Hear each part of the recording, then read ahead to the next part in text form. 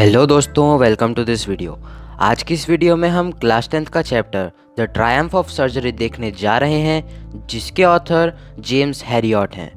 अगर आपको ये वीडियो अच्छी लगे तो इसे लाइक कीजिए, चैनल को सब्सक्राइब कीजिए और सजेशंस कमेंट बॉक्स में दे सकते हैं।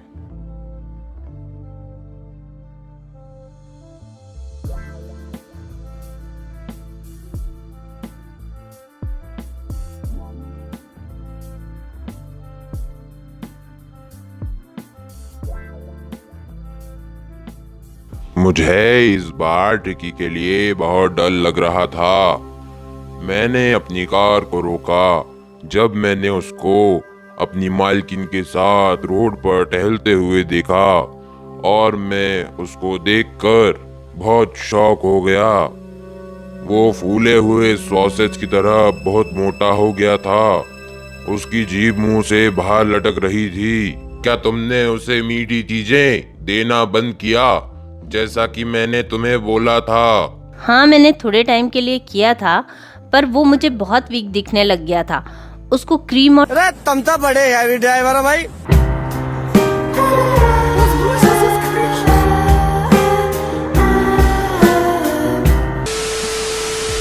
चॉकलेट बहुत पसंद है और मैं उसे देने से मना नहीं कर सकती। मुझे लगा कि ट्रिकी माल न्यूट्रिशन से जूझ रहा है, तो मैं उसे कॉड लिवर ऑयल और रात को सोते समय एक बाउल हॉर्लिक्स एक्स्ट्रा में खिला रही हूँ। ट्रिकी को कभी भी खाने को मना नहीं करना आता था। वो बहुत लालची था। क्या आप उसे एक्सरसाइज दे रही हैं? हाँ, वो कभी कभी थोड़ा घूमता है, जैसा कि आप अभी देख सकते हैं। नहीं, मैं आपको सच में कह रहा हूँ, अगर आपने उसका खाना अभी से बंद नहीं किया और अगर आपने ट्रिकी को एक्सरसाइज देना शुरू नहीं किया तो वह बहुत बीमार हो सकता है। आपको अपने हाथ को कड़क करना पड़ेगा और उसको बहुत स्ट्रिक्ट डाइट देनी होगी। ठीक है मिस्टर हैरियट, आज मैं करूंगी, पर ये बहुत डिफिकल्ट है। मिसेस पंफ्री का मुंह बिगड़ गया। वो वहां से चली गई। मैं उनका ट्रिकी के लिए रोज बढ़ता हुआ प्यार देख रहा था। वो और मोटा होता जा रहा था। उसके पास हर मौसम के लिए अलग अलग कपड़े थे और मुझे लग रहा था कि जल्दी ही मेरे पास मिसेस पंफ्री का कॉल आने वाला है, और ऐसा हुआ भी। वो बहुत परेशान हो रही थी। डॉक्टर हैरियट, ट्रिकी कुछ भी नहीं खा रहा है, यहाँ तक कि उसने अपना फेवरेट फूड तक खाने से मना कर दिया। वो वॉमिट कर रहा है और उसने अपना पूरा टाइम अपने रैग में सो कर निकाल दिया। वो घूमने भी नहीं जाना चाहता और वो कुछ भी और नहीं करना चाह रहा। मेरे पास एडवांस में ही प्लान था।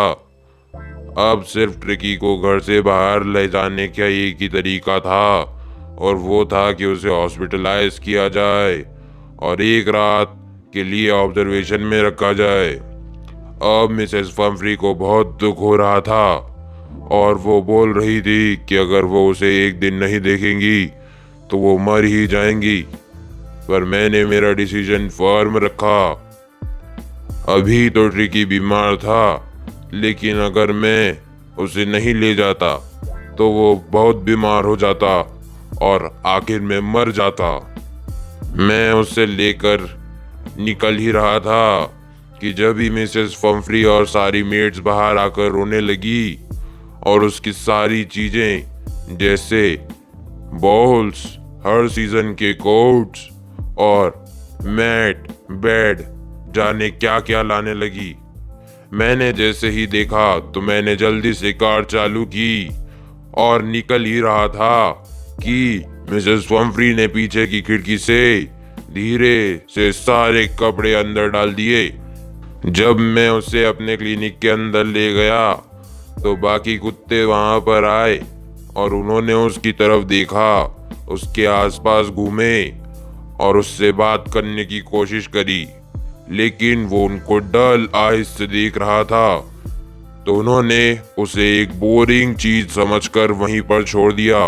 उसके बाद मैंने उसके सोने के लिए एक जगह बनाई जहां पर मेरे बाकी कुत्ते सोते थे। 2 दिन तक मैंने उसको खाने के लिए कुछ नहीं दिया, सिर्फ पानी दिया। उसके बाद वो थोड़ा ठीक लगने लगा था और अपने आसपास की चीजों में इंटरेस्ट लेने लगा था। उसके बाद वो अगले दिन मुझे बाकी कुत्तों के साथ गार्डन में खेलता हुआ मिला। उसके बाद वहां पर जो दूसरे डॉग्स के बॉल पड़े थे उसमें वो देख रहा था और चाट रहा था। अगले दिन उसके लिए भी वहां पर एक बॉल रख दिया गया। वह उसकी तरफ बड़ी जल्दी गया।